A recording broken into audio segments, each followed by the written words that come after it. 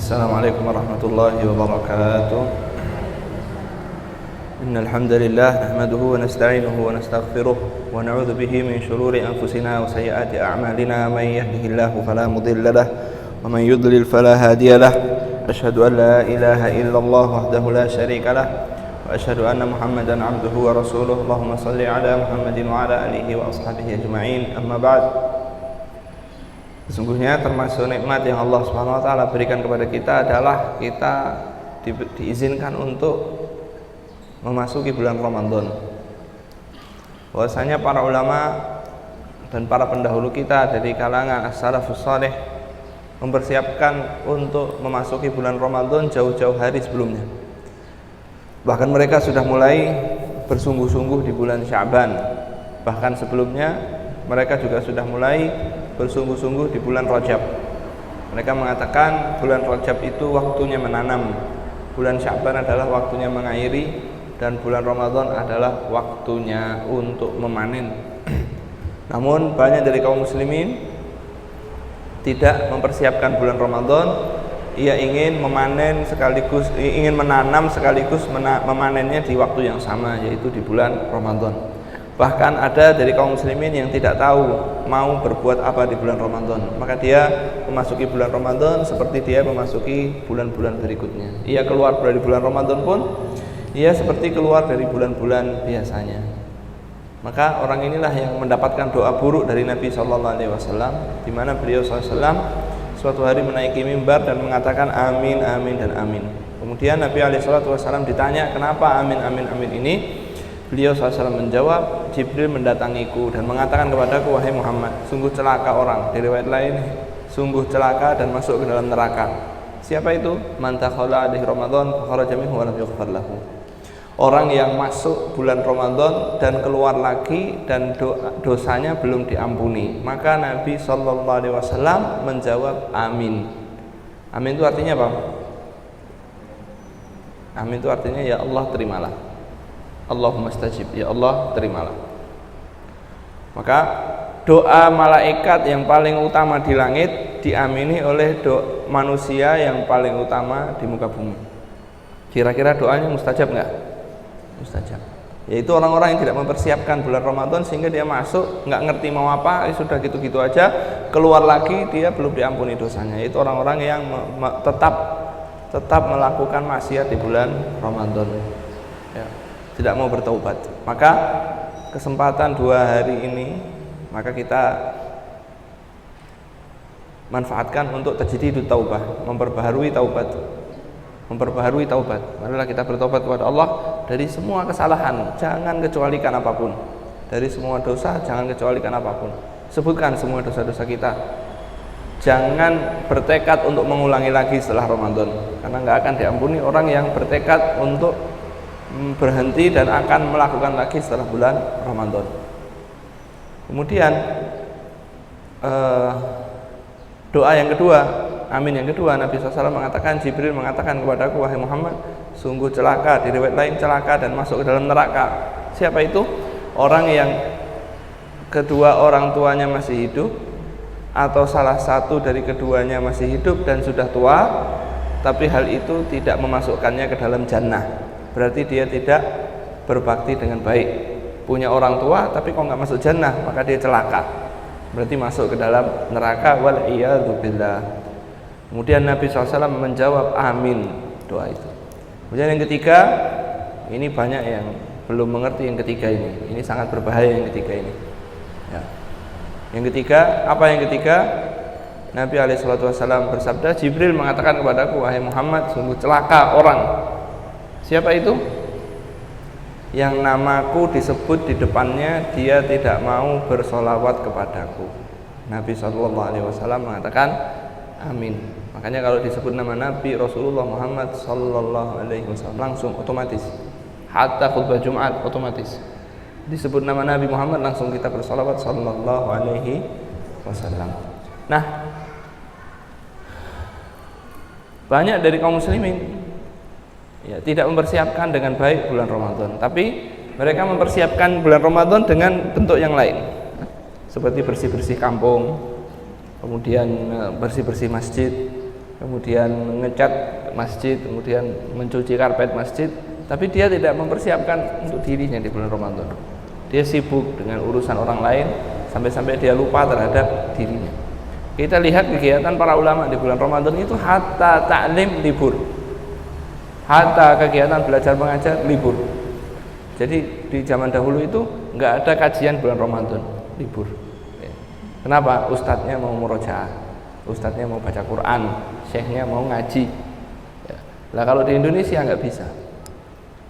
11 bulan pengajian terus, begitu bulan Ramadan jadwalnya makin full.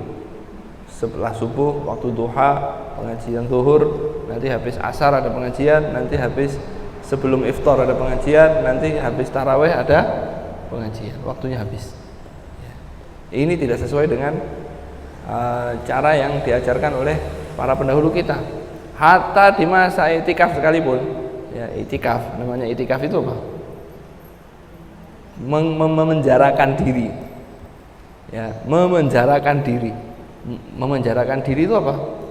Ya dia mengosongkan semuanya. Seperti orang di penjara, bisa nggak? Saya lagi sibuk mau keluar, nggak bisa orang di penjara. Ya udah, dia memenjarakan dirinya di mana? Di masjid. Sama panitianya pengajian habis subuh, kemudian pengajian jam waktu duha, kemudian pengajian pada asar, kemudian pengajian qabla iftar, kemudian pengajian, isinya pengajian, isinya kegiatan. Nah, maka ini itikaf yang kurang sesuai dengan maksud dan tujuan dari itikaf itu sendiri. Apa maksud dan tujuannya? Ya mengosongkan diri. Bahkan sebagian masjid ada yang menyediakan PlayStation di masjid untuk anak-anak muda yang mau itikaf. Dia itu seakan-akan itikaf itu sebuah ibadah tersendiri, begitu loh. Itikaf duduk di masjid berdiam diri itu ibadah tersendiri. Ya padahal disyariatkan itu untuk apa? Untuk supaya kita tidak sibuk dengan yang lain, khusus untuk apa? Ibadah. Tapi malah diisi dengan hal-hal yang bahkan makruh sekalipun, main game apa segala macam. Ya. Ada yang wifi, disediakan wifi, ya jadinya main internet terus, nonton YouTube terus. Harusnya mau iktikaf HP-nya disita, ya, enggak boleh megang HP. Dikasih kesempatan megang HP jam sekian sampai jam sekian saja. Ya. Itu gunanya apa? Gunanya menunjang kita mendekatkan diri kepada Allah di bulan Ramadan, terlebih di 10 hari terakhir. 10 hari terakhir ini, bila kita melihat dari persaksian Ibunda Aisyah radhiyallahu anha, beliau sallallahu alaihi wasallam ketika 10 hari terakhir beliau sallallahu alaihi wasallam apa? Kana Rasulullah sallallahu alaihi wasallam yajtahidu fil ashril awakhiri ma la yajtahidu fi ghairihi. Ibunda Aisyah berkata bahwa Nabi sallallahu alaihi wasallam bersungguh-sungguh di 10 hari akhir dengan kesungguhan yang tidak dilakukan di hari-hari lainnya.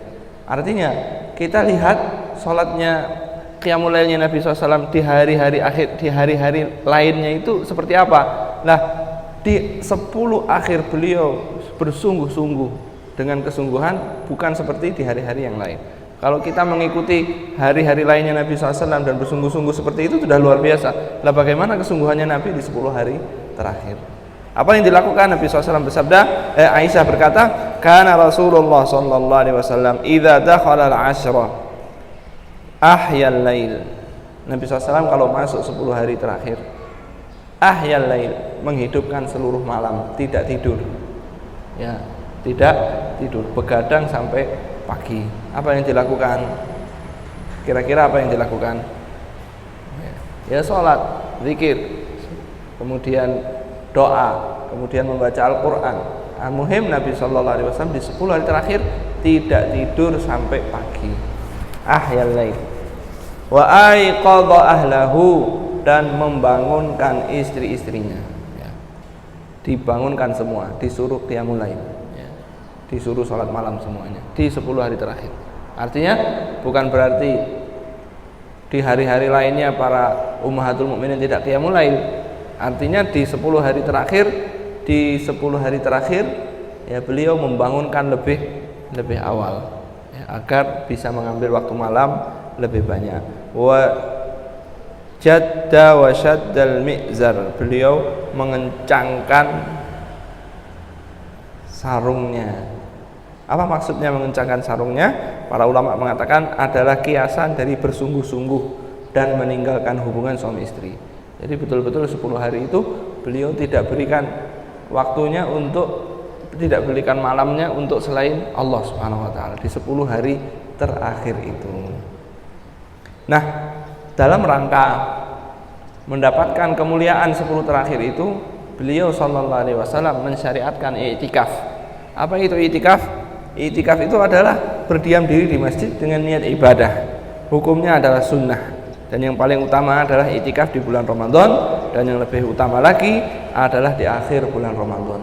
I'tikaf itu berdiam diri dengan niat untuk mendekatkan diri kepada Allah Subhanahu wa taala. Maka ibu-ibu masuk ke masjid, ya, ketika duduk niatnya apa? Niatnya taklim, niatnya i'tikaf dan taklim. Niatnya i'tikaf dan taklim. Kalau tidak diniatkan i'tikaf tidak dapat pahalanya i'tikaf. Maka ketika duduk di sini niatkan untuk i'tikaf. Niatkan untuk i'tikaf karena ini di masjid. Masjid itu boleh dipakai untuk i'tikaf, bukan musola rumah. Jadi rumah ada tempat sholat, i'tikaf di situ enggak. Itu bukan termasuk i'tikaf. I'tikaf harus di masjid, dari masjid-masjid yang dibangun, yang dipakai untuk sholat berjamaah. Maka kalau masuk ke masjid duduk niatkan untuk i'tikaf, hukumnya sunnah. Lebih utama lagi di bulan Ramadan, lebih utama lagi di 10 hari terakhir bulan Ramadan. Abu Hurairah radhiyallahu anhu berkata, Rasulullah SAW beriktikaf setiap bulan Ramadan 10 hari. Ketika tahun di mana beliau wafat, beliau beriktikaf 20 hari. Ya. Nabi SAW juga pernah iktikaf 10 hari terakhir di bulan Syawal untuk mengganti iktikafnya yang biasa dia lakukan, namun di tahun tersebut ia tinggalkan. Sampai beliau pernah mengkodoknya, ya, pernah mengkodoknya. Tahun itu tidak iktikaf, beliau Shallallahu Alaihi Wasallam mengkodoknya di tahun berikutnya, di bulan berikutnya, yaitu bulan Syawal, sebagaimana diriwayatkan oleh Imam Al-Bukhari dan Muslim. Iktikaf itu disyariatkan di semua masjid, ya, tidak harus di masjid tertentu, tidak harus di masjid tertentu, tapi lebih utama di 3 masjid: Masjidil Haram, Masjidul Madinah, Masjid An-Nabawi. Yang ketiga adalah Masjidil Aqsa. Tentu iktikaf di situ pahalanya lebih banyak. Makanya kalau kita ada kesempatan, ada rezeki, kita beriktikaf di 10 hari terakhir bulan Ramadan di Masjidil Haram atau di Masjid Nabawi. Ya, mudah-mudahan Allah segera merdekakan Masjidil Aqsa sehingga kita juga bisa beriktikaf di Masjidil Aqsa. Al-muhim, ya, iktikaf itu disyariatkan di 10 hari terakhir. Gunanya apa? Meraih keutamaan 10 hari terakhir bulan Ramadan. Meraih keutamaan 10 hari terakhir bulan Ramadan. Nah, ketika kita membahas 10 hari terakhir bulan Ramadan, ya, kita tahu keutamaannya. Akan tetapi banyak dari kaum muslimin yang lalai tentang 10 hari pertama bulan Dzulhijjah, ya. Tentang 10 hari pertama bulan Dzulhijjah. 10 hari pertama bulan Dzulhijjah ini, ya, yang akan kita temui bulan Ramadan, Syawal, Dzulqa'dah dan Dzulhijjah. Jadi 4 bulan lagi. 10 hari pertama bulan Dzulhijjah itu afdhalu ayyamid dunya. Seafdol-afdolnya hari yang ada di dunia. Bahkan para ulama berbeda pendapat, mana yang lebih afdol, 10 hari awal Dzulhijjah atau 10 hari akhir bulan Ramadan. Para ulama di antara Syekhul Islam mengatakan kalau siang harinya lebih afdol 10 hari pertama bulan Dzulhijjah. Kalau malam harinya lebih afdol 10 hari akhir bulan Ramadan. Kenapa? Karena 10 hari akhir bulan Ramadan ada Lailatul Qadar. Ada Lailatul Qadar. Ya. Nah,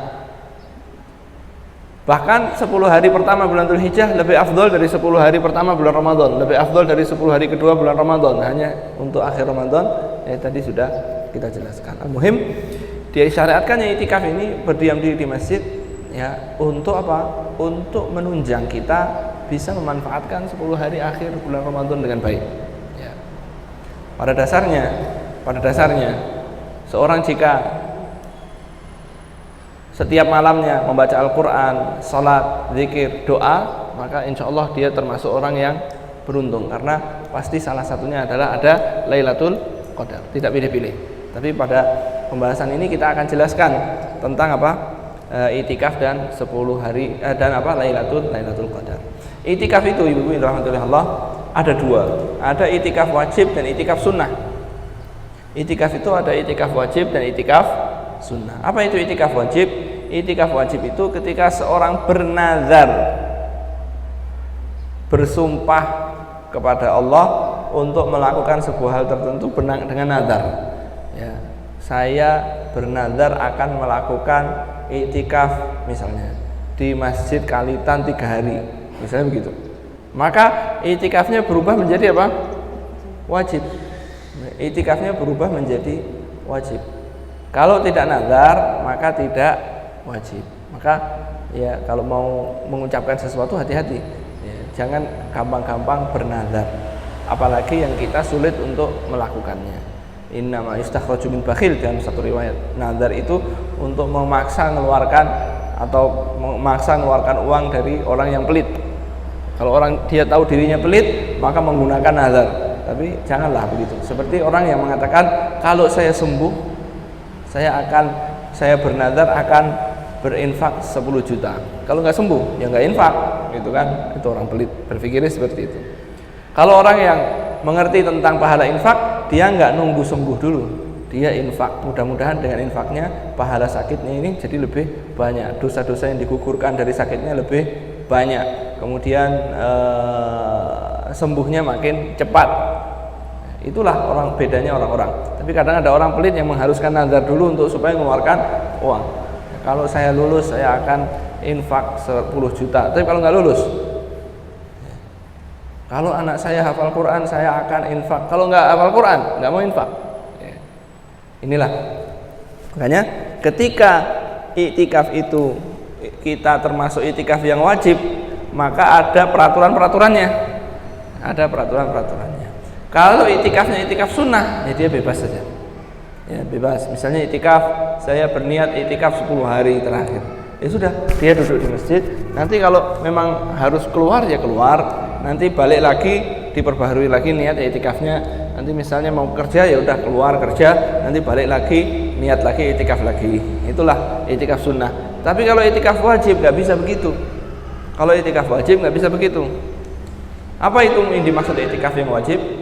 Misalnya tadi dia bernazar iktikaf 3 hari. Maka kapan mulainya? Ya, kapan mulainya?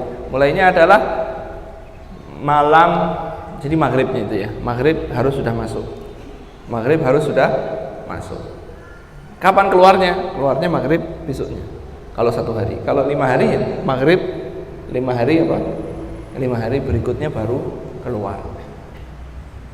Kalau dia iktikaf yang wajib, ada pembatal iktikaf. Apa itu pembatal iktikaf? Berarti kalau dia misalnya 5 hari dia iktikaf bernazar, saya iktikaf 5 hari berturut-turut. Ini ada nazarnya begitu. Ada berturut-turut, ini mempersulit dirinya. Maka apa yang dilakukan? Ketika 3 hari iktikafnya batal, maka dia harus mengulangi berapa? Mengulangi lagi, harus berturut-turut sesuai dengan nazarnya. Kalau dia iktikaf 10 hari tidak menentukan di Ramadan atau di apa, maka dia iktikaf 10 hari ya di hari apapun, tidak harus urut. Yang penting 10 hari tidak boleh batal ya dalam 1 harinya. Ya, misalnya hari ini 1 hari, nanti bulan depan 1 hari lagi, bulan depannya 1 hari lagi. Tapi kalau dia bilang saya bernazar iktikaf 10 hari terakhir bulan Ramadan, ya maka dia wajib 10 hari terakhir bulan Ramadan. Untuk apa? Diam di masjid, tidak keluar, kecuali apa? Kecuali ada kepentingan. Seperti apa? Seperti mandi. Masjidnya nggak ada kamar mandi, ya dia mandi pulang rumah. Kalau zaman dulu kan masjid nggak ada, ya sudah tempat sholat aja. Kalau sekarang masjid sudah dilengkapi dengan kamar mandi, dia nggak boleh keluar ke rumah, mandi ya di situ. Disediakan makan, ya wajib makan di situ, nggak boleh keluar. Di sini lauknya nggak enak, ya sabar udah makan situ. Ya. Atau istrinya suruh nganterin. Ya. Nyuci baju penting nggak? Kalau nyuci baju dia harus, maka boleh keluar untuk cuci baju. Kalau cuci baju bisa di masjid, harus di masjid. Ya, nggak boleh keluar. Kecuali untuk makan, toilet dan sholat Jumat jika di masjid itu tidak didirikan sholat Jumat. Ya, jika di masjid itu tidak didirikan sholat Jumat, kemudian berhubungan suami istri.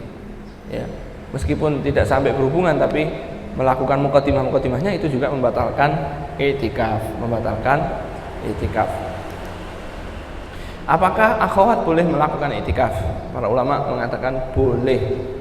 Ya, boleh akhwat melakukan i'tikaf dengan izin suaminya. Karena ummahatul mukminin beriktikaf di zaman Nabi alaihi salatu wasalam. Kemudian setelah beliau meninggal pun ummahatul mukminin, istri-istri beliau tetap melakukan i'tikaf. Ya. Pada awalnya beliau mengizinkan salah satu istrinya untuk i'tikaf. Kemudian dibangunkan tenda di masjid. Bangunkan tenda. Besoknya Nabi SAW melihat banyak tenda. Jadi melihat satu istrinya i'tikaf, yang lain apa? Ikut. Ya. Dia pengen deket Nabi, gitu ya. Saya juga pengen deket Nabi. Ya, karena istrinya banyak. Akhirnya apa? Banyak tenda. Nabi SAW marah, disuruh ngangkat semua tendanya, disuruh pulang semuanya. Ya. Disuruh pulang semuanya. Dan setelah beliau meninggal, para ummahatul mukminin juga beriktikaf di masjid. Hanya saja perlu beberapa hal yang diperhatikan bagi akhwat yang ingin i'tikaf di masjid. Yang pertama adalah izin suaminya, ini mutlak. Kalau nggak punya suami, maka dia perhatikan tanggung jawab di rumah. Jika ada suatu hal yang lebih wajib, ketika ditinggal i'tikaf terbengkalai, maka jangan beriktikaf di rumah saja. Lebih afdal. Ketika ada kewajiban, tapi ketika tidak ada hal apa-apa, tentu i'tikaf lebih afdal. Tapi yang kedua, di mu'takafnya, di tempat i'tikafnya harus terpenuhi beberapa hal. Satu, yaitu tempat yang terjamin tertutup, tidak terlihat oleh orang yang bukan mahram. Ya, benar-benar tertutup, terpisah. Karena i'tikaf bukan hanya duduk mendengarkan kajian saja, tapi nanti tidur, makan, mengganti pakaian, ke kamar mandi, ya, ke toilet, dan selama 10 hari ini harus betul-betul terjamin. Kalau terjamin tidak mengapa, tapi kalau tidak terjamin di suatu tempat, cari tempat yang lain. Kalau nggak ada, di rumah saja, daripada di masjid tapi nanti auratnya nampak oleh orang-orang yang lain. Ini perlu diperhatikan, ya, perlu diperhatikan. Tapi kalau i'tikaf sunnah tidak pakai batal, ya, keluar i'tikaf sunnah, dia keluar. Kalau mau i'tikaf lagi sudah masuk, tidak ada konsekuensinya. Tapi kalau i'tikaf wajib, ada pembatal i'tikaf. Ini hal yang kadang disalahpahami oleh panitia i'tikaf. Orang i'tikaf mau keluar nggak boleh, nanti batal i'tikafnya. Tapi saya i'tikaf sunnah, saya batal, nggak ada konsekuensi apa-apa. Nanti masuk tinggal niat i'tikaf lagi. Berikutnya adalah Lailatul Qadar. Lailatul Qadar. Allah Subhanahu wa taala berfirman, "Inna anzalnahu fi lailatul qadr. Wa ma adraka ma lailatul qadr. Lailatul qadri khairum min alfi syahr. Tanazzalul malaikatu war ruhu fiha bi idzni rabbihim min kulli amr. Salamun hiya hatta matla'il fajr." Di surat Ad-Dukhan Allah Subhanahu wa taala berfirman, Hamim tanzilun Inna anzalnahu fi lailatin mubarakatin inna kunna mundzirin. Kami turunkan Al-Qur'an itu di malam yang penuh berkah, fi lailatin mubarakah, yaitu Lailatul Qadar. Fiha yufraqu kullu amrin hakim. Di malam itu diputuskan semua urusan yang bijaksana. Ya. Kemudian Allah firman, syahrul Ramadan alladzi unzila fihil Quran. Bulan Ramadan yang diturunkan di dalamnya Al-Quran. Para ulama mengatakan yang dimaksud adalah Lailatul Qadar. Kenapa dinamakan Lailatul Qadar? Karena salah satu dari dua hal. Yang pertama, di malam itu diputuskan takdir setahun ke depan. Qadar di sini artinya takdir. Artinya di malam Lailatul Qadar itu Allah Subhanahu wa taala menetapkan takdir seseorang untuk setahun ke depan. Ya, menetapkan takdir seseorang untuk setahun ke depan. Artinya apa? Dari Lauhil Mahfuz itu rahasianya Allah Subhanahu wa taala. Di Lauhil Mahfuz semua yang terjadi sampai hari kiamat sudah dituliskan oleh Allah Subhanahu wa taala. Namun malaikat itu diberikan lembaran yang berisi catatan amal setahun ke depannya dia. Kalau orang ini silaturahim umurnya ditambahkan, kalau tidak silaturahim tidak ditambahkan. Kalau orang ini zikir sebelum keluar rumah tidak kecelakaan, kalau tidak zikir kecelakaan. Itu semua diberikannya kapan? Di Lailatul Qadar untuk setahun ke depan. Nanti tahun ke depan Lailatul Qadar malaikat naik membawa catatan amal tahun kemarin diserahkan kepada Allah. Para malaikat mendapati sama yang dilakukan dengan yang ada di Lauhil Mahfuz.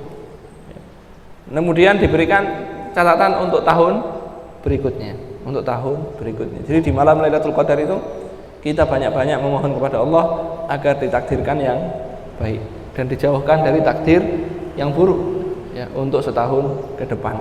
Itulah disebut nama Lailatul Qadar. Allah firman surat Ad-Dukhan tadi, di malamnya itu diputuskan fiha yufraqu kullu amrin, semua urusan hakim yang sangat bijaksana. Artinya takdir itu diturunkan kepada malaikat untuk dipegang oleh malaikat yang membersamai kita. Itu malaikat memegang catatannya itu adalah di malam Lailatul Qadar. Maka di malam itu kita minta oleh Allah Subhanahu wa taala agar ditakdirkan yang baik dan dijauhkan dari semua takdir yang buruk, dan bahwa sesungguhnya doa itu dapat merubah takdir. Artinya takdir yang ditulis di lembarannya malaikat itu bisa dirubah dengan apa? Dengan doa. Yang kedua dinamakan Lailatul Qadar, kenapa? Karena malam itu sangat terhormat dan sangat bernilai. Ya. Qadrud itu nilai. Ya. Berharga. Dalam bahasa Arab itu diantara makna qadaro itu berharga. Ya.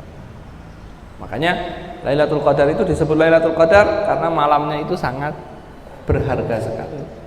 Bagaimana tidak berharga? Semalam itu nilainya seperti berapa? 1000 bulan. Nah, baik. Keutamaan Lailatul Qadar paling tidak ada 4. Paling tidak ada 4 keutamaan Lailatul Qadar. Di situ disebutkan apa? Lailatul Qadari khairum min alfi syahr. Malam Lailatul Qadar itu lebih baik daripada 1000 bulan. Ibu yang dirahmati Allah, 1000 bulan itu adalah 84 tahun 3 bulan. Jadi satu malam nilainya lebih daripada 84 tahun 3 bulan.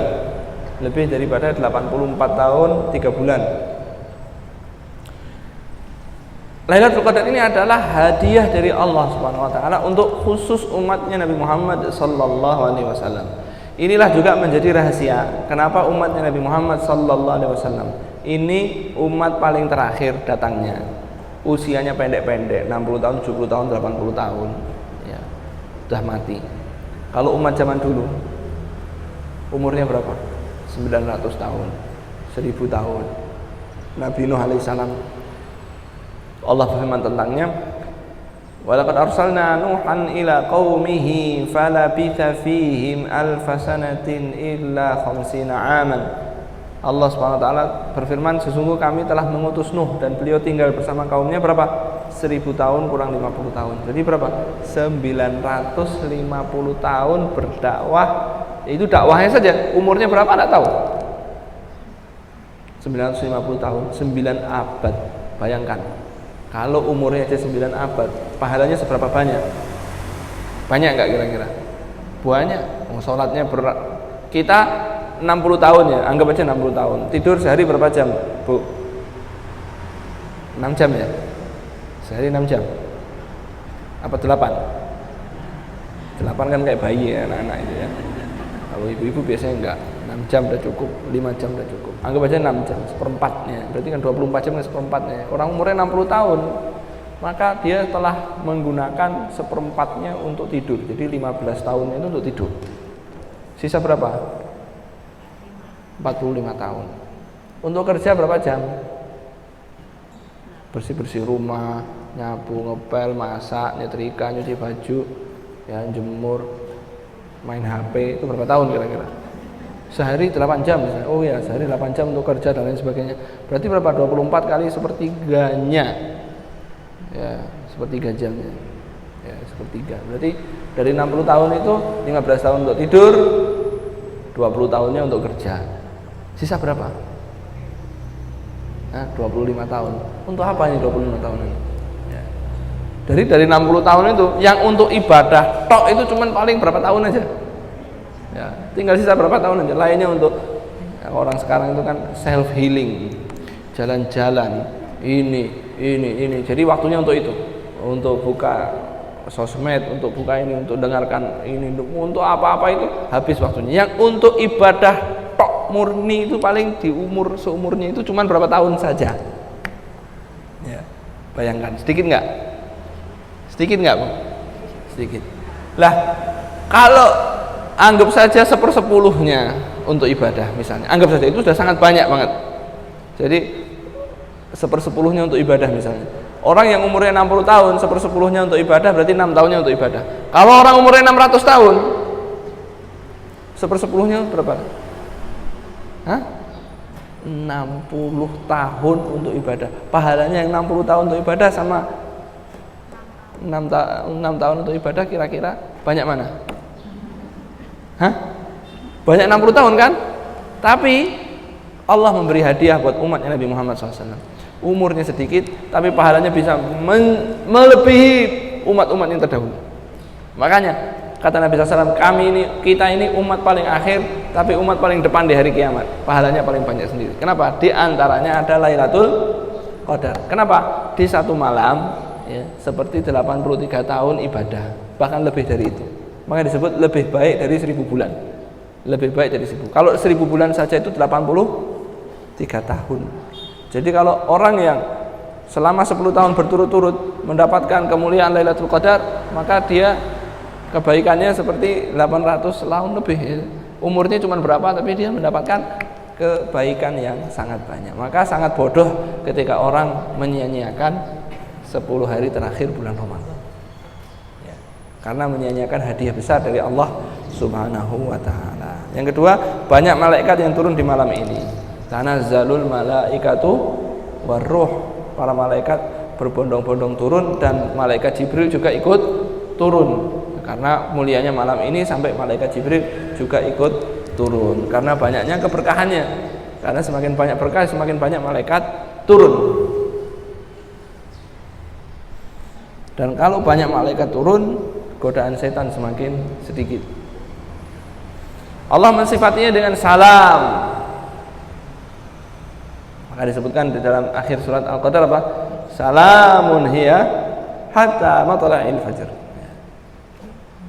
Mujahid mengatakan, Imam Mujahid mengatakan, Mujahid bin Jabr Al-Makki, beliau mengatakan yang dimaksud adalah apa? Yang dimaksud adalah malam itu adalah malam yang selamat, artinya tidak ada kejahatan dan keburukan setan.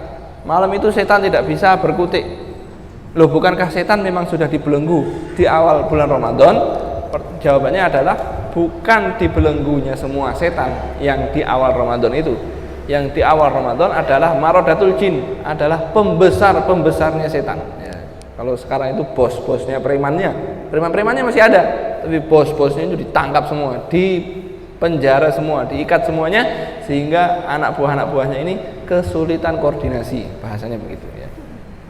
Kesulitan untuk berkoordinasi. Tetap ada setan tetap, tapi di malam ini, yaitu Lailatul Qadar, di malam Qadar ini, ya kalau orang Indonesia bilangnya malam Lailatul Qadar, padahal Lailah itu ya malam itu kan, malam Lailatul Qadar, tapi istilahnya saja ya, tidak perlu diperdebatkan. Nah, di Lailatul Qadar ini, malam ini, setan tidak bisa mengganggu, setan tidak bisa menggoda, setan tidak bisa berkutik. Karena malam itu Allah sifati sebagai apa? Salam, keselamatan. Ya, pokoknya malam itu malam yang baik banget, sehingga setan nggak berkutik, nggak bisa mengganggu, nggak bisa menyakiti.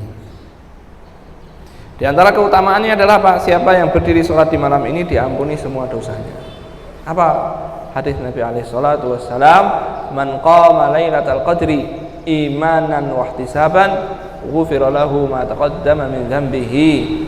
Barang siapa yang berdiri sholat di Lailatul Qadar imanan, yang lahir dari keyakinan, wahtisaban, artinya sholatnya itu lahir dari keyakinannya dia kepada Allah, wahtisaban, betul-betul minta pahala dari Allah Subhanahu wa taala, apa balasannya? Ghufira lahu ma taqaddama min dzambihi. Dia akan diampuni seluruh dosa-dosa yang sudah lalu. Dia akan diampuni seluruh dosa-dosa yang telah lalu. Makanya para ulama itu kalau Lailatul Qadar itu sholatnya ditambahin, sholatnya ditambahkan. Kalau kita tarawih ya, tarawih itu bagian dari qiyamul lail. Tarawih itu bagian dari qiyamul lail. Maka di 10 hari terakhir qiyamul lailnya ditambahin, tarawihnya ditambahin. Yang biasanya 1 halaman, tarawihnya jadikan 5 halaman 10 akhir. Yang biasanya setengah juz jadi 1 juz. Makanya di Indonesia ini pada umumnya masjid yang paling cepat dia yang paling ramai. Ya. Jamaah-jamaah keliling cari masjid yang paling cepat. Ya, paling cepat mulainya, paling cepat selesainya. Kenapa? Habis itu bisa jalan-jalan. Ya. Karena toko-toko masih buka jam 7:30 sudah selesai. Tapi kalau tarawih 1 juz, toko-toko sudah tutup jam 9 kurang baru selesai. Ya, mall sudah tutup. Ya. Maka ini harus dirubah. Ramadan ini harus lebih berkualitas. Dengan apa? Sholatnya makin lama, sholatnya makin panjang, makin akhir makin panjang. Jadi 10 akhir Ramadan itu seperti etep terakhir. Etep itu apa ya? Jadi kalau orang berlomba lari, ya, itu adalah bagian yang mendekati garis finish. Orang yang berakal itu melihat keadaan kuda. Kuda itu kalau dipacu, balapan kuda. Ketika si kuda itu melihat garis finish, apa yang dilakukan kudanya? Ya. Dia kudanya betul-betul melihat garis finish langsung kerahkan semua tenaganya, semua kemampuannya untuk bisa mencapai garis finish dengan lebih cepat. Kata para ulama, jangan sampai kuda itu lebih berakal daripada kita, lebih mudeng daripada kita. Kenapa? Kita makin akhir makin belanja terus, keluar, bikin roti, bikin menu untuk bikin ini, bikin ini, bikin ini. Itu makin akhir. Jadi kuda itu makin lebih mudeng daripada kita tentang urusan bulan Ramadan. Ya. Makanya semakin akhir semakin banyak ngajinya. Ya. Kalau pengen belanja untuk baju lebaran nggak harus baru. Kalau mau belanja sekarang. Diskonnya dikit kalau sekarang kan nggak apa-apa, belanja lebih mahal nanti dapat fadilah di akhir Ramadan daripada ngejar diskon 20% yang harganya sudah dinaikkan 70%. Ya, ibu kan ditipu. Ya, baju harganya 100.000, sale akhir Ramadan diskon 70%, harganya sudah naik 100%, itu dia masih untung lebih. Ya, ibu-ibu ditipu. Ya, habis Ramadannya bayar baju juga lebih mahal, beli sekarang. Sehingga tidak sibuk untuk memikirkan hal tersebut di bulan Ramadan. Ya. Apalagi di malam harinya. Sudah malam hari fokus, nggak ada telepon, nggak ada WhatsApp, matikan semuanya. Untuk apa? Allah Subhanahu Wa Taala. Terlebih di 10 hari terakhir. Kapan? Di 10 hari terakhir bulan Ramadan, di malam-malam ganjil lebih diharapkan. Apa artinya? Di malam ganjil lebih diharapkan. Berarti bisa jadi di malam genap. Bisa jadi Lailatul Qadar itu di malam genap. Bahkan kita melihat beberapa ikhwah di malam genap semangat, di malam ganjil tidur. Kebalik ya. Di malam genap tidur, di malam ganjil semangat. Qiyamul lailnya cuma di malam ganjil. Bisa jadi Lailatul Qadar itu di malam genap. Maka Nabi SAW mengatakan fi salisatin tabqa wa khamisatin tabqa, di 3 malam tersisa, 5 malam tersisa, 7 malam tersisa, 9 malam tersisa. Kalau Ramadannya 29 hari, 5 hari tersisa, itu malam keberapa kira-kira? Malam 24. Ya, malam 9 hari tersisa, malam 20. Ya, 7 hari tersisa, malam 23. Malam, jadi bisa jadi malam genap, bisa jadi malam ganjil. Maka para ulama mengatakan di 10 hari terakhir, di malam ganjil lebih diharapkan, di malam 27 sangat diharapkan. Tapi jangan sampai kita sholatnya cuma di malam 27, nanti ternyata nggak dapat, kita menyesal. Makanya guru saya mengatakan, udahlah, Pokoknya kita sholat taraweh jangan putus dari awal Ramadan sampai akhir Ramadan. Orang yang sholat taraweh tidak putus dari awal Ramadan sampai akhir Ramadan, pasti dia dapat Lailatul Qadar. Kenapa? Pasti salah satu dari malamnya itu adalah Lailatul Qadar. Kita mikirnya simpel saja begitu. Ciri-ciri malam yang cerah, tenang, seakan ada bulan yang menerangi. Padahal malam akhir kan tidak ada bulan yang menerangi. Semakin akhir bulan semakin kecil. Malam yang cerah, tenang, sebagaimana diriwayatkan oleh Imam Ahmad dan yang lainnya, yaitu tidak terlalu dingin dan tidak terlalu panas. Malam yang sedang. Kemudian paginya cahaya matahari tidak memancar. Paginya cahaya pagi itu bersinar tapi tidak memancar. Biasanya kan ada syu'a itu adalah garis-garis yang kita lihat kalau matahari terbit di pagi hari. Tapi kalau malamnya adalah Lailatul Qadar, ya dia pagi terbit tapi tidak memancar dengan kuat. Apa yang harus dilakukan? 1 sholat, 2 membaca Al-Quran, 3 zikir, 4 doa, 5 sedekah. Ini kita perbanyak dari 5 hal ini. Gimana maksudnya? Ya sholat, capek sholat, baca Quran, capek baca Quran, doa, capek doa, zikir, habis zikir, sholat lagi, capek zikir, capek doa, capek baca Quran, capek sholat lagi, ganti-gantian gitu. Ya. Jangan sholat kemudian tidur. Ya. Kalau kita ngantuk gimana? Bikin kopi. Ya. Pokoknya paksa, jangan sampai tidur. Nanti tidurnya habis subuh. Tidurnya habis subuh, kecuali orang yang punya kerjaan yang wajib nggak bisa ditinggal, habis subuhnya ada kerjaan, habis subuh tidur gitu ya. Makanya manajemen waktu di bulan Ramadan ini sangat penting. Makanya beberapa ikhwah yang saya temui, dia mengatakan 10 hari terakhir itu dia libur, kerjaannya minta libur. Saya sudah menyiapkan untuk keluarga saya untuk 10 hari terakhir saya nggak kerja.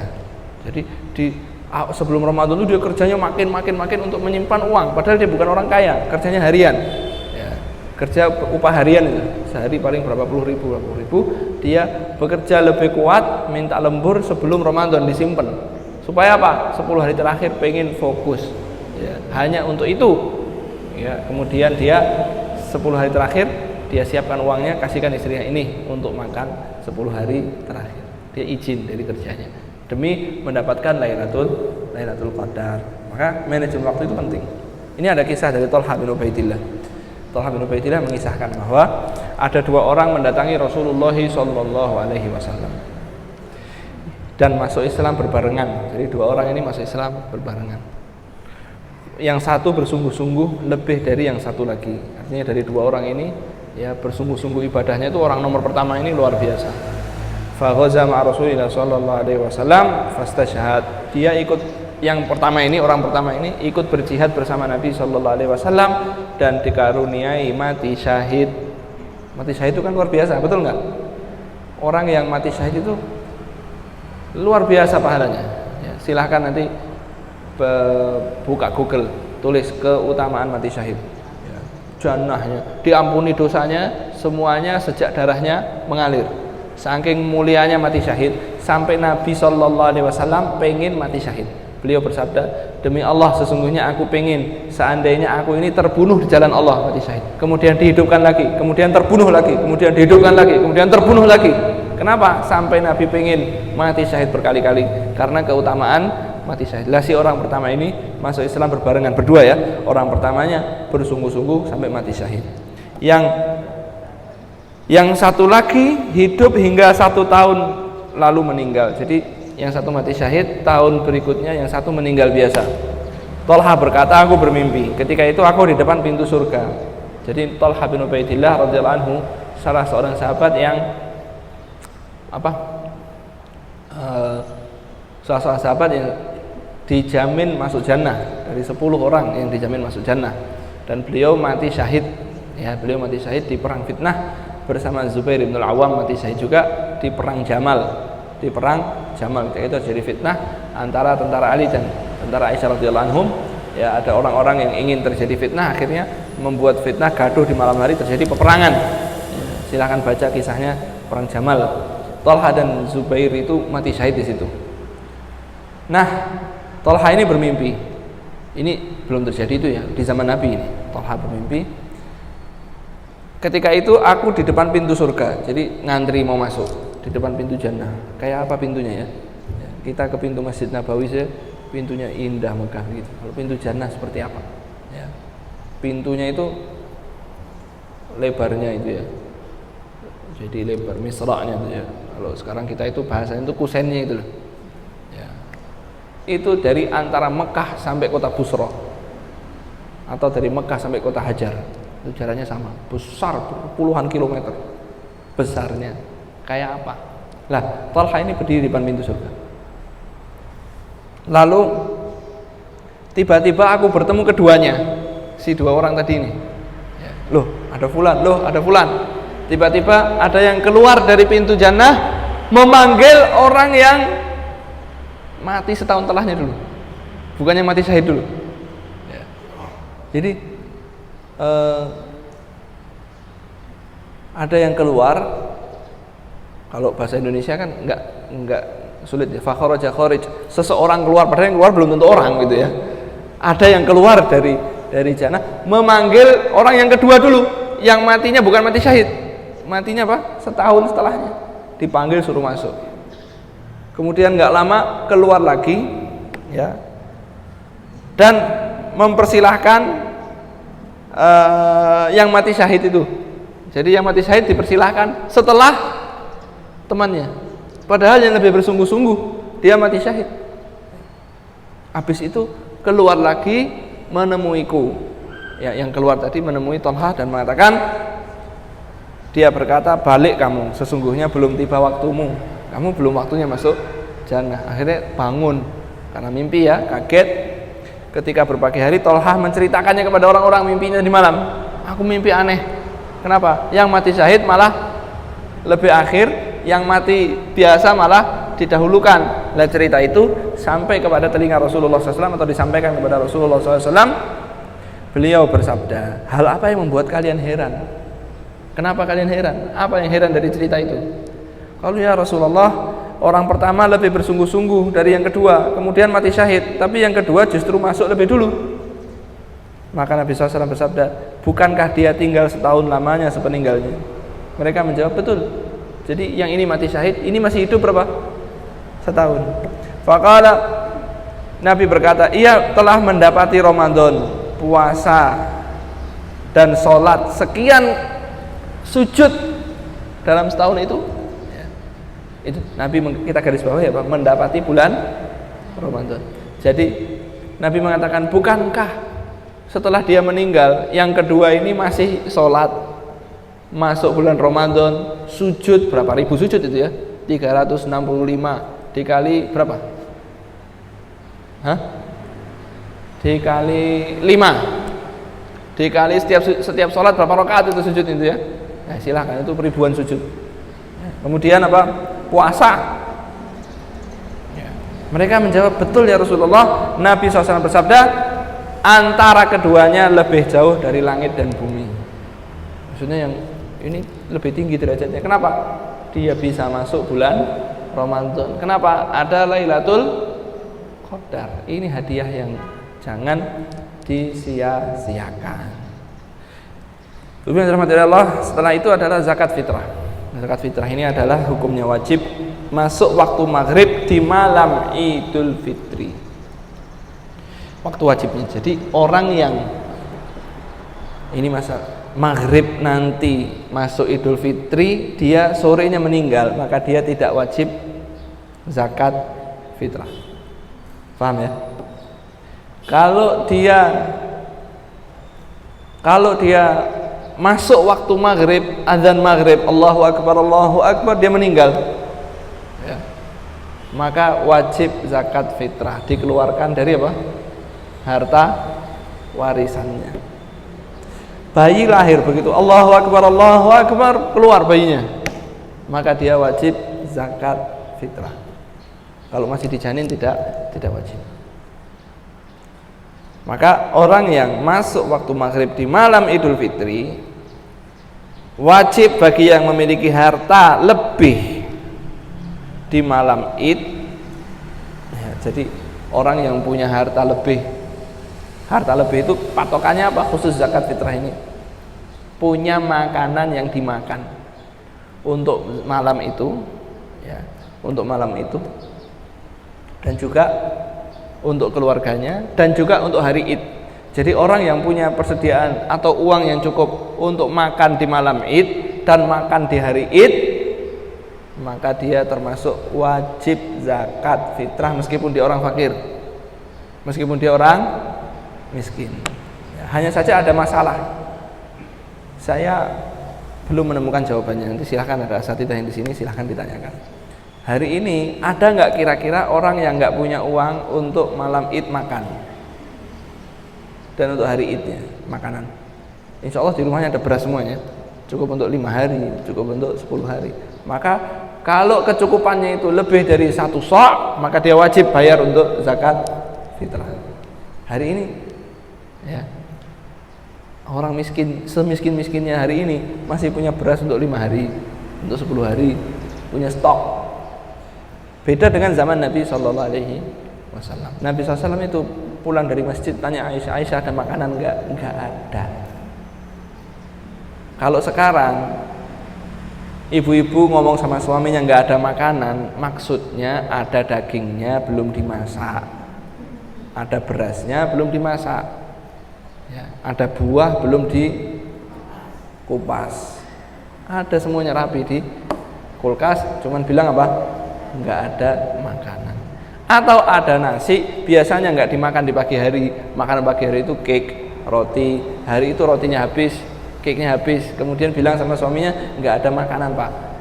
Ya, kalau zaman Nabi SAW maksudnya nggak ada makanan itu hatta 1 butir kurma itu nggak ada. Itu di rumahnya Nabi SAW. Sempat Nabi mengalami masa-masa seperti itu. Maka ketika datang seorang perempuan membawa 2 anaknya, dikasih oleh Aisyah satu kurma, beliau bagi 2, kasihkan anaknya. Jadi di rumahnya cuma ada 3 butir kurma, 3 butir kurma aja. Di rumah kita ada berapa butir beras di rumah kita ini? Ya. Maka hari ini kita banyak mengeluh dan kurang bersyukur. Baju juga begitu. Di zaman Nabi SAW orang itu punya baju satu aja. Bahkan seorang yang melamar jadi menawarkan dirinya, ya Rasulullah nikahi saya. Ya, bayangkan datang kepada Nabi SAW, ya Rasulullah nikahi saya. Nabi SAW menundukkan, kemudian melihat begini, kemudian tundukkan lagi. Ada salah seorang sahabat yang pintar, dia ngerti kalau Nabi nggak mau. Dia bilang, ya Rasulullah kalau engkau nggak mau nikahkan saya sama dia. Ya. Kemudian perempuan tadi bilang, kamu mau nggak sama dia? Mau. Maharnya apa? Kata anak sahabat tadi, saya nggak punya apa-apa kecuali sarung yang saya pakai. Jadi cuman punya sarung yang dia pakai. Sarung itu cuma nutup bagian bawah, nggak nutup bagian atas. Jadi pakaiannya ya cuman selembar kain nutup bagian bawah. Kata Nabi SAW, kalau sarungmu ini dipakai untuk mahar, kamu nggak punya sarung lagi, telanjang. Kamu punya Al-Quran, hafalan punya.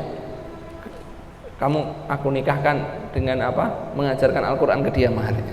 Ya. Bayangkan di lemari kita ada berapa setel baju,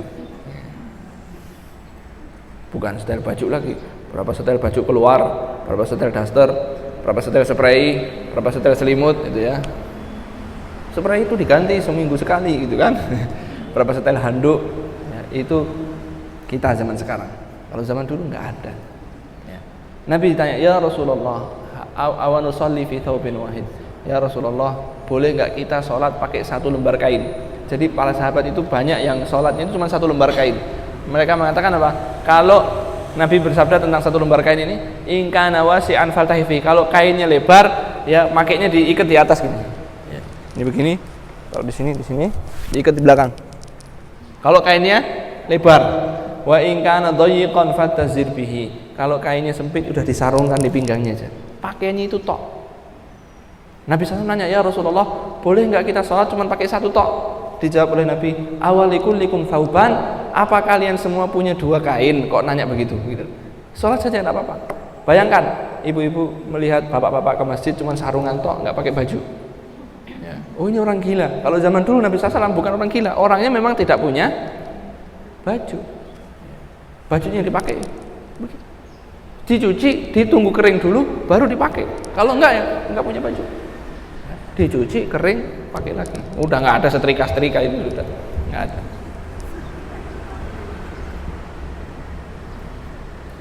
Wajib untuk membayar zakat untuk dirinya dan orang-orang yang wajib dinafkahi olehnya. Istri, kedua orang tua, anak yang masih ditanggung, pembantu, itu dibayarin semua zakat fitrahnya. Jadi ada seorang laki punya bayar untuk siapa? Untuk istrinya, untuk anaknya, untuk pembantunya, ya, untuk ayahnya dan ibunya kalau ditanggung oleh dia. Itu semua wajib. Tidak wajib memberikan untuk menantu misalnya, punya anak, punya mantunya tidak wajib. Tapi kalau mau memberikan tidak apa-apa, tapi tidak wajib. Yang wajib siapa? Anak yang masih ditanggung, ya, anak kecil atau sudah dewasa tapi tidak mampu bekerja, ada kekurangan, itu ditanggung, dibayarin zakat fitrahnya. Kadarnya adalah 1 sok makanan pokok. 1 sok itu adalah 4 mud, lebih kurang 2,4 kg beras. Kalau lebih aman dibulatkan menjadi 2,5 kg. Apakah boleh diuangkan? Mayoritas ulama melarang. Ada sebagian ulama membolehkan. Untuk keluar dari khilaf, bayarlah zakatnya dalam bentuk beras, kemudian uangnya yang ada bilang mau untuk fakir miskin beli baju itu kasihkan juga, ya. Tapi untuk apa? Sodakoh. Untuk sodakoh. Loh, mereka hari ini nggak butuh beras, mereka butuhnya uang. Ya sudah, berikan zakat fitrahnya, berikan juga apa? Uang. Berikan juga uang. Itu keluar dari khilaf, lebih selamat. Yang afdol dikeluarkan sebelum sholat id. Waktu mengeluarkannya kapan? Yang afdol sebelum sholat id. Malam id boleh? Boleh. Jika dikeluarkan setelah sholat id diperbolehkan. Tapi kalau lewat hari id, hari kedua baru dikeluarkan, dia dosa dan harus mengqadha, harus dibayar. Tetap, bukan berarti waktunya lewat sudah, enggak, tetap harus membayar. Tapi dia dapat dosa karena mengakhirkan waktu. Diperbolehkan, ini pendapatnya Imam Syafi'i rahimahullah, pendapat mazhabnya Imam Syafi'i atau Syafi'iyah mengatakan diperbolehkan mengeluarkan beberapa hari sebelum Idul Fitri. Jadi ada orang fakir yang datang beberapa hari sebelum Idul Fitri, dia kasihkan berasnya untuk zakat fitrah dan sudah sah, tidak perlu mengulangi. Bahkan di awal Ramadan sekalipun. Jadi hari pertama Ramadan keluarkan zakat fitrahnya itu sudah sah. Hanya saja yang afdal adalah apa? Malam id atau sebelum sholat id. Ya, jadi berangkat ke masjid, ke musola menuju tempat sholat id sambil memberikan zakatnya.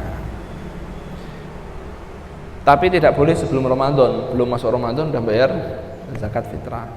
Berikutnya adalah diberikan kepada yang berhak menerima zakat dari kaum muslimin, ya, orang fakir, miskin, ibnu sabil, mujahid fisabilillah, orang terlilit hutang, budak, orang amil zakat itu diperbolehkan. Tapi tidak diperbolehkan kepada orang yang bukan Islam. Ya, ini pendapat Imam Syafi'i dan banyak ulama tidak memberikan zakat kepada orang bukan Islam. Kalau mereka diberikan apa? Diberikan sedekah biasa, diberikan sedekah hibah hadiah boleh. Tapi kalau zakat, ya para ulama sebagiannya melarang, sebagiannya membolehkan. Yang berikutnya adalah fidyah. Ini sering sekali ditanyakan masalah fidyah. Fidyah adalah apa? 1 mud makanan yang dikeluarkan untuk mengganti puasa orang-orang tertentu. Boleh berupa 1 porsi makanan. Jadi begini, 1 mud itu ukuran yang sudah baku, ya. 1 mud yang dimaksud itu adalah 1 mud ini. Ini 1 mud. Tapi bukan mud saya, mudnya Nabi SAW. Para ulama berupaya menghitung 1 mud, ya. Kenapa? Lah ya, ini saya kan mau terangkan ini. 1 mudnya bukan 1 mud saya, tapi mud nabawi, mudnya Nabi SAW. Para ulama menghitung dengan sanad yang bersambung, itu berbeda pendapat. Ya, ada yang jualan mud dan sok. Saya beli itu beda-beda. Ya, ini pakai sanad dengan syekh ini pakai sanad dengan syekh ini. Itu hasilnya 1 mud ada beda-beda. Makanya yang saya pilih wallahu a'lam, satu mud itu, mud nabawi itu lebih kurang 500 sekian gram, sehingga banyak ulama yang modern yang membulatkan 600 gram beras, 600 gram beras ya, satu mud. Lah kalau satu sok itu 4 mud, makanya tadi zakat fitrah 2,4 kilogram ya, 2,4 kilogram lebih kurangnya. Kalau dibulatkan 2,5 kilo lebih selamat, lebih hati-hati ya, lebih hati-hati. Ini ada perbedaan pendapat di kalangan fuqaha ya. Nah, kalau zakat fitrah itu satu sok yaitu 4 mud, kalau fidyah itu berapa? 1 mud. 1 mud itu lebih kurang 600 gram. Boleh juga 1 porsi makanan ya, kalau sekarang 1 porsi nasi bungkus, tapi jangan nasi bungkus sembarangan, nasi dengan bandeng 1 suwir itu nasi bungkus, enggak, yang standar makanan, porsinya standar makanan kita ya. Jangan biasanya makan kambing ayam tiap hari, pas mau bayar fidyah kita nasi pakai oseng-oseng tempe saja ya, jangan ya. Menu standar, menu standarnya orang, standarnya makan itu apa? Nasi, sayur, telur, betul nggak? Nasi, ayam, lauk ya, itu standarnya begitu ya. Jadi 1 mud atau 1 porsi makanan. Kapan mengeluarkannya? Ini kebalik, harusnya siapa dulu baru kapan. Siapa yang wajib membayar fidyah? 1, orang tua yang tidak mampu berpuasa. Orang sudah sepuh, nggak mampu puasa, sudah pikun, sudah tua renta, itu tidak wajib puasa. Kalau nggak puasa Ramadan mengkodok, lah kodoknya gimana? Memang sudah sepuh. Makanya orang yang sudah sepuh itu tidak puasa, tapi apa? Membayar setiap harinya 1 fidyah. Membayar setiap harinya 1 fidyah. Yang kedua, orang sakit yang tidak lagi diharap kesembuhannya. Sebagian saudara kita diuji oleh Allah sakit, ya sudah, sakit yang tidak bisa dipakai untuk puasa dan dia nggak lagi diharapkan kesembuhannya. Misalnya orang yang sakit ginjal, mudah-mudahan kita dilindungi oleh Allah, dia cuci darah terus ya, lemah, nggak boleh puasa oleh dokter, ya sudah, dia tidak puasa. Lah kapan mengkodok ya kapan mengkodoknya? Dia keadaannya sudah seperti itu, makanya dia tidak mengkodok tapi membayar apa? Fidyah, membayar fidyah. Kemudian wanita hamil dan menyusui yang tidak berpuasa sebab khawatir atas janin dan anaknya. Orang hamil dan menyusui itu ada 2 keadaan. Orang hamil dan menyusui itu ada 2 keadaan. Keadaan yang pertama, orang hamil dan menyusui itu ada 2 keadaan. Keadaan yang pertama, dia memang lemas ya. Ada orang hamil lemas, dia tidak puasa karena memang lemas, bukan karena takut janinnya. Sebetulnya janinnya nggak apa-apa, dokter bilang nggak apa-apa, sehat. Ya udah, dia karena lemas nggak puasa. Dia cuman mengganti puasa saja. Tetap wajib mengganti puasa. Harus mengkodok puasa saja. Itu keadaan pertama. Menyusui juga. Saya kalau menyusui, kalau puasa saya lemas, tapi susunya keluar, air susunya keluar, tapi saya nggak kuat. Berarti dia tidak puasa dan wajib mengkodok, di hari yang lain. Nah Ustadz gimana? Saya hamil, kemudian melahirkan, kemudian menyusui 2 tahun, belum genap 2 tahun hamil lagi, kemudian menyusui lagi 2 tahun, belum genap hamil lagi, kemudian menyusui lagi 2 tahun, belum genap hamil lagi. Ya. Ibu-ibu kan kadang-kadang begitu ya. Ya.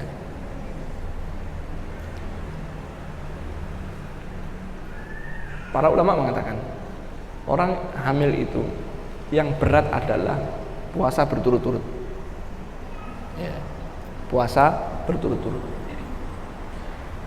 Orang menyusui itu yang berat adalah puasa berturut-turut ya. Maka ketika dia 30 hari nggak puasa, mengkodoknya bagaimana ya, 1 bulan 3 hari misalnya, tanggal 7 puasa, tanggal 14 puasa, tanggal 21 puasa, sudah jangan puasa lagi. Dan ketika berpuasa harus memperhatikan makan sahurnya. Kadang-kadang makan sahurnya pakai nasi aja atau pakai makan roti sedikit, minum teh sedikit, sudah. Habis itu siang bilang saya lemah. Ya. Kenapa nggak makan sahur yang bernutrisi? Bukankah Nabi Sallallahu Alaihi Wasallam sudah bersabda, "Ni'ma sahurul mu'mini at-tamr." Sebaik-baik menu sahurnya orang mukmin itu adalah kurma. Saya makan kurma Ustaz, berapa? 1 biji. Nah, 1 biji enggak cukup. Ya. Maka kalau dia makan kurma yang banyak cukup, minum susu misalnya atau makanan yang dianjurkan, insya Allah dia akan bertahan. Tapi kalau sudah puasa jangan lagi besoknya puasa, jangan lagi besoknya puasa. Kalau memang tidak kuat, dan itu insya Allah bisa dikodok selama 1 tahun. Al-muhim, ibu-ibu hamil atau ibu menyusui, kalau dia berbuka tidak puasa karena dirinya lemah, sakit, maka kewajibannya cuma 1, apa? Kodok. Cuma 1, yaitu kodok. Yang kedua, keadaan kedua, wanita hamil dan menyusui yang berbuka sebetulnya dia kuat, sebetulnya dia mampu, tapi dia khawatir bayi yang ada di perutnya, janinnya, atau khawatir air susunya tidak keluar, maka dia berbuka bukan karena dirinya tapi karena orang lain, yaitu anaknya sendiri. Maka apa yang harus dilakukan? Dia harus mengkodok plus fidyah. Dia harus mengkodok plus fidyah. Kenapa? Karena dia berbuka bukan karena takut dirinya, tapi karena orang lain. Dirinya sebetulnya berpuasa, mampu. Dirinya sebenarnya mampu berpuasa, tapi dia berbuka bukan karena dirinya. Dirinya mampu tapi takut, khawatir janinnya atau khawatir anaknya. Dia berbuka, nanti dia membayarnya dengan apa? Puasa 1 hari plus fidyah. Ya, ini orang yang wajib membayar fidyah. Yang ketiga, orang yang punya hutang puasa. Ya. Orang yang punya hutang puasa masuk bulan Ramadan belum lunas. Ya. Misalnya gini, Ramadan ini hutang 15 hari.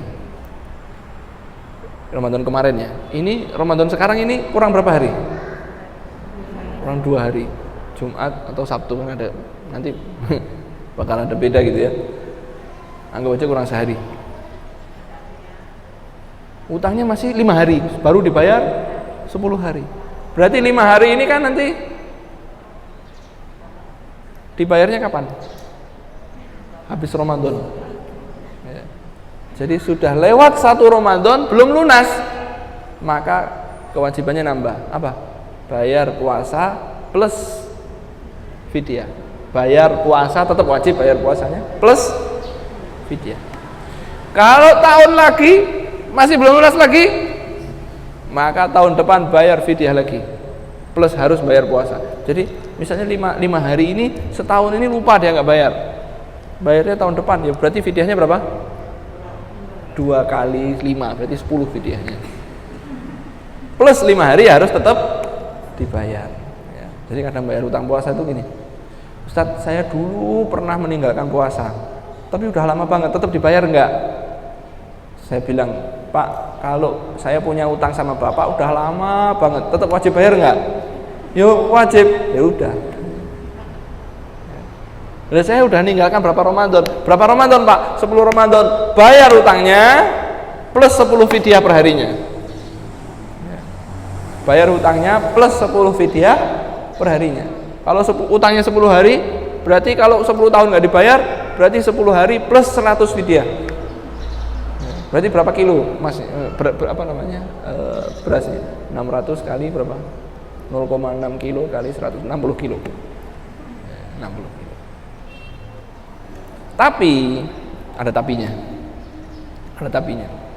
Kalau dia itu tidak sempat, misalnya sakit atau safar terus atau hamil, al-muhim dia itu sebetulnya mampu, mau tapi nggak sempat, maka kalau lewat Ramadan berikutnya cukup bayar puasa saja, tidak perlu membayar fidyah. Lah yang bayar fidyah adalah orang yang lalai. sengaja mundurkan nanti males sehingga dihitung-hitung lu nggak cukup padahal dia dulu sempat. Jelas ya? Itu yang keempat. Yang kelima, orang yang punya hutang puasa dan meninggal sebelum masuk Ramadan berikutnya padahal sempat dan mampu. Jadi dia dosa nggak dosa. Waktunya itu kan lebar. Maksudnya waktunya panjang ya. Saya mau bayarnya nanti saja, boleh. Memang yang afdol didahulukan, dicepet. Tapi mau bayarnya nanti saja boleh. Aisyah radhiyallahu anha mengatakan beberapa hutangnya dibayar di bulan Sya'ban.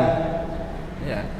Beberapa dibayar di bulan Sya'ban. Ya, mungkin dicicil sedikit gitu ya. Nah, dia niat nanti saja.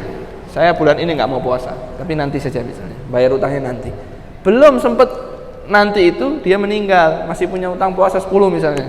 Apa yang dilakukan? Yang dilakukan walinya adalah apa? Beberapa hal. Satu, boleh puasa menggantikan puasanya itu, membayarkan utangnya. Ya. Jadi jangan cuma terima warisannya saja ya, hutangnya juga dibayar, hutang puasanya juga dibayar. Ya. Tapi kalau ahli warisnya tidak ada yang mau puasa, ya sudah, kita ini nggak ada yang mau puasakan. Kita bayarkan fidyahnya saja. Utangnya berapa? 5 hari, bayar fidyahnya 5 hari, selesai. Ya. Bayar utangnya 5 hari, selesai. Ini kebangetan ya. Ya, kebangetan. Maunya terima warisannya toh, tapi nggak mau terima. Kamu nggak ninggal warisan kok Ustaz, cuma ninggal utang puasa. Ya sudahlah, ucapan terima kasih kepada orang tua ya, dibayarkan hutangnya. Kapan membayarnya? Membayarnya ada 2 caranya membayar fidyah. Misalnya ibu-ibu sudah tua, anaknya kan bayarkan fidyahnya, atau dianya membayarkan fidyahnya. Kapan bayarkan? Setiap hari. Pagi fidyah, besok lagi fidyah lagi, besok lagi fidyah lagi, besok lagi terus setiap hari mengeluarkan fidyah. Itu yang pertama. Yang kedua, dirapel di akhir. Dirapel atau seminggu sekali, setiap Jumat 7. Nanti setiap Jumat lagi 7. Tapi apa? Setelahnya. Nggak boleh ngerapel di awal. Jadi tanggal 1 Ramadan mengeluarkan fidyah 30 hari langsung. Untuk apa? Besok-besoknya. Enggak. Kalau ngerapel ke belakang boleh. Ya. Hari ini nggak dibayar, besok nggak dibayar 5 hari. Jadi bayarnya 5 hari sekali. Setelah lewat 5 hari dibayarkan boleh. Atau setelah 3 hari sekali dibayarkan boleh. Tapi kalau bayar sekarang untuk sampai sebulan atau seminggu, ya, 1 Ramadan bayar 7 hari, nanti 7 Ramadan untuk sampai 14 hari, itu jangan, dibalik. Ya, lewat dulu baru dirapel. Kenapa? Karena keluar dari khilaf ulama. Sebetulnya kalau dijabarkan ada khilaf ulama. Ada yang bilang boleh dirapel dari awal sampai akhir di hari pertama sekaligus. Tapi kita nggak suka ada masuk ke dalam apa? Khilaf. Nanti yang bilang, oh itu nggak sah, oh ini sah, oh ini nggak sah. Sudah keluar dari khilaf, kita pakai apa? Bayarnya di akhir atau setiap hari bayar sekali. Inilah yang bisa saya sampaikan di pertemuan kita hari ini, menyambut 10 hari terakhir, baik berupa nasihat maupun hukum-hukum yang terkait dengan 10 hari terakhir. Ya, adapun sholat taraweh, kemudian tentang hukum puasa itu sudah dibahas oleh Ustaz sebelumnya. Ya. Saya dikasih jatah yang terakhir, temanya sudah habis di 4 yang sebelumnya itu ya. Saya bingung temanya apa, semuanya sudah diambil. Akhirnya terus kita mengambil tema mempersiapkan 10 hari terakhir bulan Ramadan. Baik, mudah-mudahan bermanfaat buat diri saya pertama dan kemudian kepada hadirin sekalian semuanya. Barakallahu fikum, saya kembalikan kepada pembawa acara.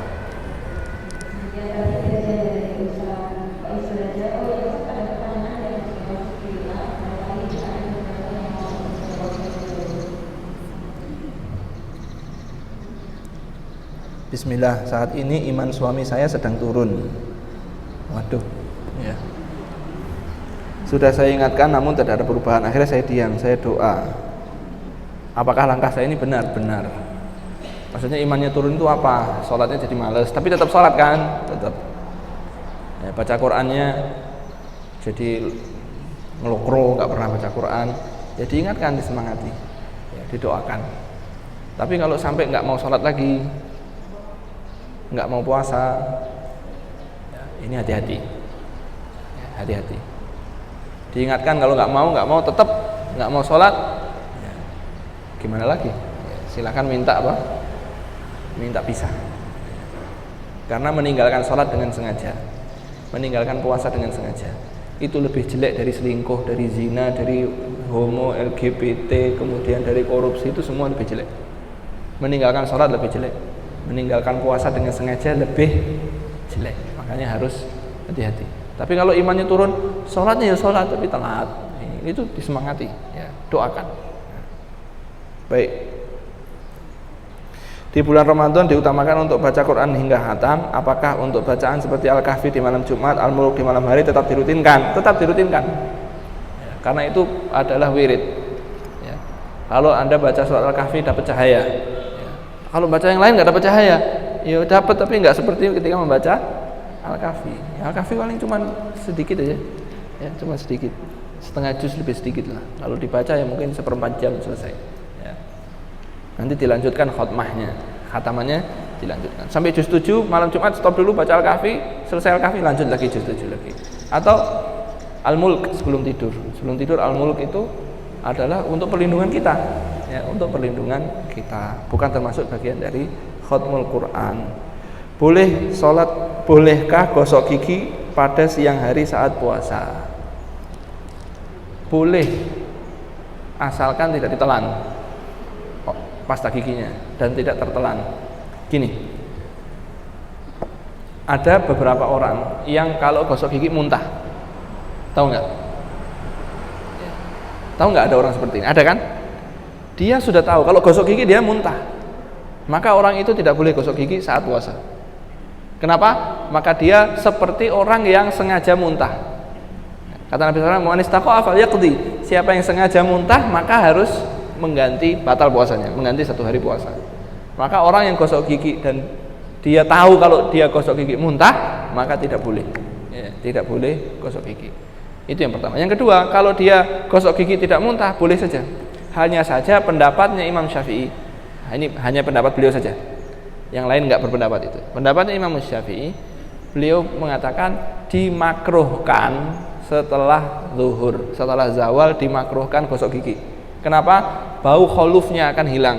Bau kholuf itu apa? Bau yang timbul dari mulut atau dari perut yang kosong, ya, perutnya kosong, terjadi pembakaran, yang dibakar nggak ada, itu menimbulkan bau di mulutnya. Bau di mulutnya itu lebih disukai oleh Allah Subhanahu Wa Taala daripada wanginya kasturi. Kalau digosok hilang baunya. Tapi yang dimaksud adalah bau kholuf, bukan bau kotoran gigi yang busuk. Ya, jadi di gigi ada kotoran membusuk. Kalau ada bau busuk seperti itu, ya harus disikat sampai hilang, ya. Karena bukan itu bau yang dicintai oleh Allah, ya, jangan keliru, ya, jangan keliru. Nah, ulama lain boleh bersiwak, gosok gigi, hanya hati-hati jangan sampai tertelan. Apakah ibu hamil dan puasa harus qadha puasa? Dulu saat hamil mencoba puasa perutnya kram, dan saat menyusui ASI-nya berkurang banyak. Saat hamil dan melahirkan 2 anak. Dulu sudah bayar fidyah karena pahamnya bisa bayar fidyah saja. Ya tetap diqadha berapa hari, kemudian mulai sekarang diqadha. Ya, tidak perlu bayar fidyah. Ini berarti kan perutnya kram, menyusui ASI-nya berkurang banyak. Saat menyusui dia kuat tapi ASI-nya berkurang, takut anaknya. Berarti yang ketika hamil dia membayar puasa saja, yang menyusui membayar puasa plus fidyah. Lah fidyahnya sudah dibayar, berarti tinggal bayar puasanya saja. Wallahu a'lam. Puasa Ramadan harus baca niat saat malam atau boleh saat sahur? Sahur itu ya waktu malam, ya, karena kalau pagi nggak boleh sahur, habis waktunya. Ya. Maka Nabi SAW bersabda, tidak ada puasa bagi yang tidak meniatkan di waktu malam. Kapan waktu malam? Ya mulai dari awal malam sampai akhir malam, ya. Niatnya itu di awal malam sudah cukup. Kenapa? Niat itu kan berbarengan dengan permulaan ibadah. Nah, kalau puasa kita nggak bisa membarengi awal ibadah dengan niat. Kenapa? Adanya pasti kelebihan, nunggu azan. Jadi pas mau fajarnya, pas mau terbit, baru mau niat. Lah taunya gimana fajarnya terbit? Pasti kan keluar cahayanya fajar, baru kita tahu kalau dia terbit. Kita nggak tahu, oh habis ini fajarnya naik, nggak tahu kita. Tahu-tahu sudah apa? Terbit. Maka niatnya sebelumnya. Kapan sebelumnya? Ya waktu malam. Kapan waktu malam? Dari awal malam sampai akhir malam.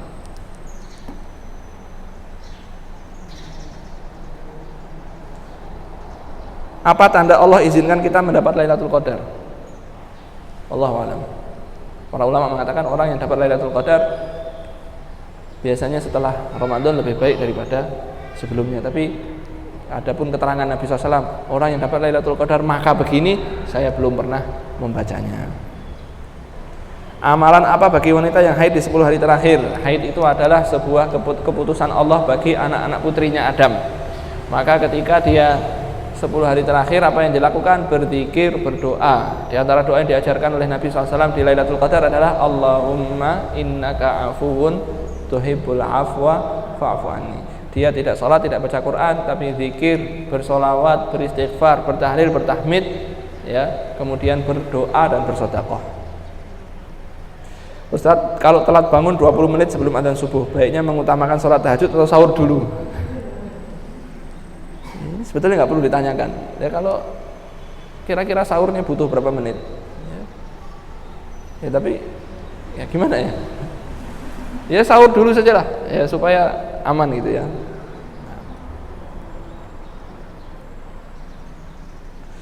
Sebelum Ramadan biasanya banyak yang melakukan sadranan ziarah kubur dengan membawa bunga. Apa hukumnya ziarah makam dengan tabur bunga?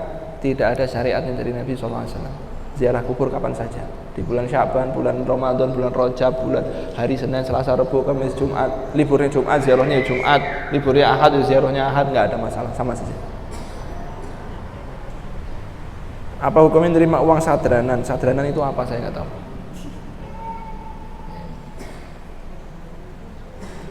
Membaca Al-Quran apakah harus dari juz 1? Apakah boleh melanjutkan? Misalnya sebelum Ramadan sampai juz 12 kita lanjut, juz tidak apa-apa, baca, lanjut, khotmahnya dilanjutkan. Ya nggak perlu satu Ramadan ngulangi dari juz 1. Kalau anggota TNI yang gugur karena kontak senjata dengan KKB, apakah masuk syahid?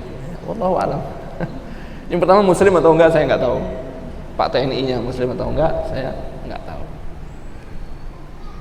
Soal zakat apakah boleh langsung diberikan kepada yang berhak atau harus lewat masjid atau lembaga? Begini, zakat itu sebaiknya langsung dibagikan sendiri. Kalau dititipkan ke lembaga, ini uang zakat loh ya, khusus uang zakat. Kalau uang sedekah dititipkan atau enggak sama saja, silahkan. Kalau misalnya mau titip sedekah untuk Palestina, titipkan. Bisa enggak ke sana sendiri? Enggak bisa, titipkan. Tapi kalau zakat, pastikan ini dibagi sendiri atau dititipkan, tapi pastikan tidak dipotong. Ya. Karena mereka bukan amil zakat. Saya punya lembaga, saya relawan salah satu lembaga namanya Sahabat Al-Aqsa. Kemudian orang titip ke saya, "Tat, ini uang zakat untuk saudara kita di Palestina." "Oh ya, potong 10% untuk operasional." Loh, emang saya ini mustahik zakat? Kan saya bukan orang yang berhak menerima zakat. Dipotong nggak boleh. Kalau mau titip pastikan ini dipotong nggak untuk operasional, nggak, titipkan. Kalau sedekah mau dipotong silakan, tapi motongnya bil ma'ruf. Ya, untuk gajinya berapa? 40 juta sebulan. Wah, ini nggak bil ma'ruf ini ya. Orang infak pakai uang receh, dia motong apa? Sebulan sekian puluh juta untuk gaji ini, untuk 5 juta, 10 juta dibagi-bagi begitu. Ya, padahal kaum muslimin ya mengumpulkan uang di mana? Di celengan receh-receh infak itu. Terus dia motongnya banyak. Jadi harus dipastikan itu. Kalau zakat, pastikan titip ke lembaga yang tidak dipotong.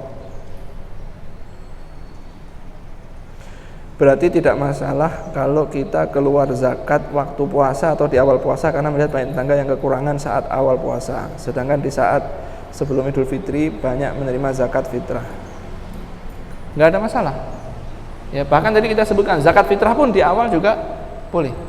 Yang dimaksud zakat mal, kalau zakat mal, ya, zakat harta itu mengeluarkan sebelum mengeluarkan sebelum haul, itu juga diperbolehkan karena kebutuhan masyarakat. Misalnya sebelum 1 tahun sudah dikeluarkan zakatnya dikira-kira, nanti kalau waktu sudah masuk 1 tahun ternyata kurang, ditambahin. Ya, oh zakatnya baru mengeluarkan 10 juta, padahal harusnya 13 juta, berarti masih kurang apa? 3 juta dikeluarkan ketika satu haul. Satu haul itu 1 tahun. Ya, zakat kan harus 1 tahun sekali atau ketika panen, ya, atau ketika panen.